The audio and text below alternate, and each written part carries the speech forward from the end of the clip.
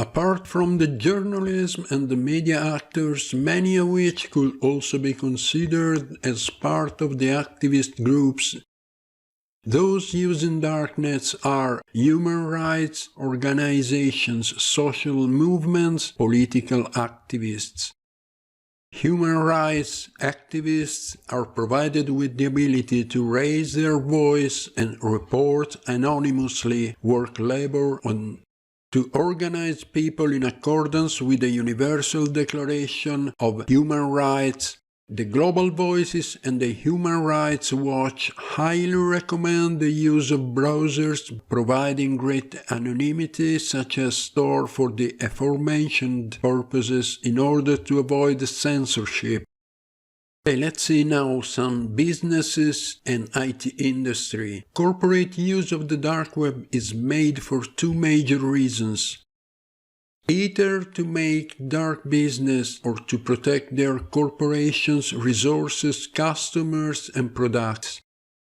The first part is covered in more detail in one of the following videos dedicated to darknet markets. For the second part, the relevant IT departments, for example security specialists, security incident response, have to familiarize themselves with the dark web in order to successfully monitor the darknet and its markets regarding new computer vulnerabilities, exploits, and hacking tools.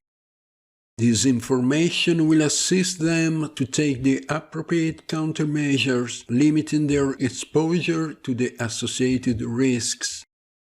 Large corporations face today many cyber threats coming from their internal or external environment. Some of these corporate threats include but not limited to phishing attacks, malware, distributed denial of service attacks, and hacking attacks leading to corporate sensitive data. Apart from the corporate data and identity information, corporate assets such as intellectual properties, software, and digital products are stolen and appearing more and more in the darknet marketplaces for sale and ransomware.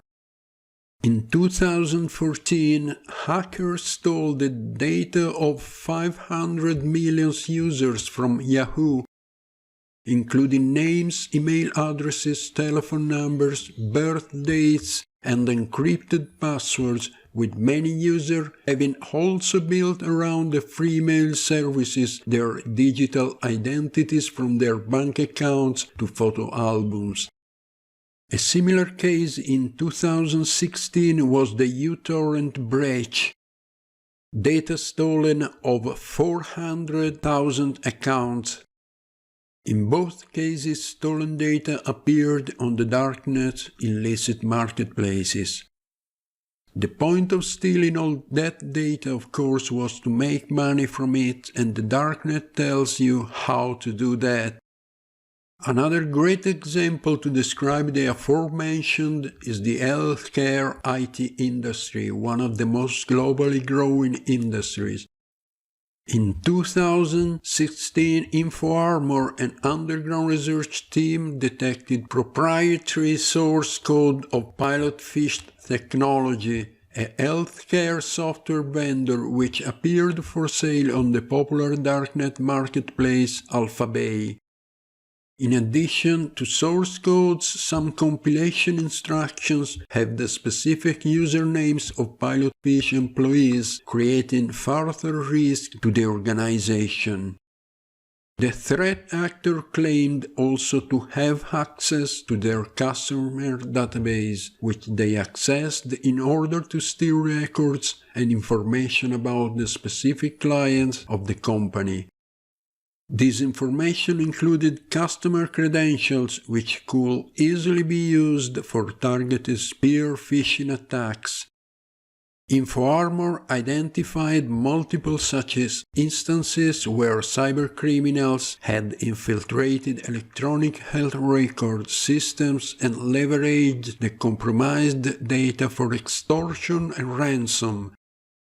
For the protection from all the above potential threats, businesses must monitor the cybercriminal underground and react to potential darknet threats and stolen assets by involving a range of departments from IT, legal, HR, and marketing while focusing on the following key points.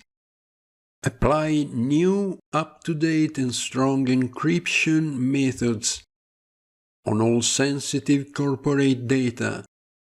Set up state-of-the-art intrusion detection systems and intrusion prevention systems.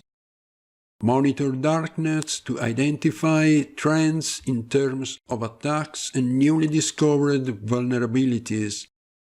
Monitor organizations' hardware and network use and investigate darknet access.